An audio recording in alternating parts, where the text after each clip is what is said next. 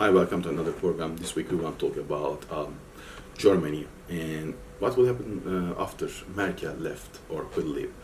She's going to leave the office by end of this year, and most likely the new government is going to be set up by the beginning of December 2021. So what will happen?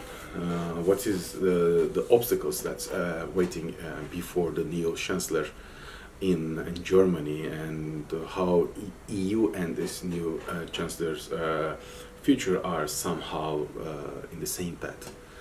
Let's discuss it. But before that, we would like to remind you that if you are going to like this content and the content such as those in our channel, please feel free to share with your friends. And also, we would like to see you as a member of our channel. It will give us more strength, and it will give us inspiration to make more videos such as those. Thanks in advance. So let's go into deep now. Germany needs a different approach to not only its own domestic issues but to everything else. Merkel, the most important, I will say, success of Merkel is using a soft power, and she achieved great things. She achieved to make Germany great in terms of economy. It's the fourth biggest economy in the world. The first one maybe in, I will say, in EU. And out of each 10, let's say, products that they are manufacturing, 6 of them are sold within EU. That's a great success. Also, it's I will say, fragility. It's a very weak point. But if you can maintain the Europe as united, and if you can sustain the price stability, including the inflation stability in the level required or intended, then it's a great success story. But that is where the things are getting blurry nowadays. We are looking at countries such as Italy, which has a great debt problems. And we have mentioned that the Italy has, in the northern part, they are richer than the southern part. Why? Almost double up in terms of GDP, 50,000 euro to 25,000 euro in Sicily, compared with Lombardy in northern part. And Italy wants a flexible, much or weakened, I will say, EU central bank policies.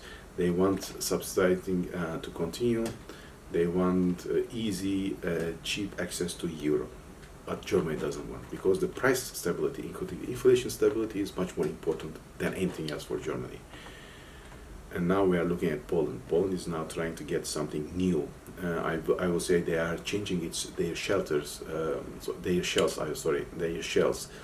and they are going to be much more important nation. They are going to be a very strong nation in EU, and I will say 10 to 20 years they are going to be one of the dominant countries in EU in everything else. EU domestic issues, including the foreign issues, I will say. And they don't trust the Germans, they don't trust the Russians, so they are trying to make their own policies for them, their own benefits, because there is a still lack of EU identity in the EU. And therefore, the job description of the chancellor is very simple, but it's very hard to achieve also. Merkel has united the EU, and the new chancellor needs to keep them. And in order to keep them, Germany has to share their richness with the other countries. And that's where the issue lays. Germans, they don't want to do this. We have seen this in Germany and Greece crisis. Now it's going to be other crises such as Italy, Poland, and others.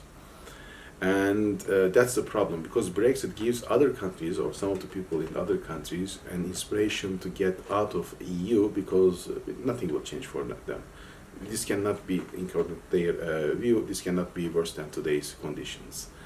Now, is it right or wrong? It's not our topic at this moment, but there is a risk in EU to be fragmented into different ideas. Once it's fragmented into different ideas, still you are united. But fragmentation into different ideas are going to lead the nations to get broken into pieces, and that means dividing, like Brexit things might happen, and that's the real risk. For that, the chancellors, I will say, the primary goal should be somehow unite the EU, to keep the EU in, let's say, one piece. And this is the most important thing, because he has to, or she has to, convince the Germans that they have to share their richness with other countries. How this is going to be done, I have no idea at this moment, or I have a lot of ideas, but let's see what will happen.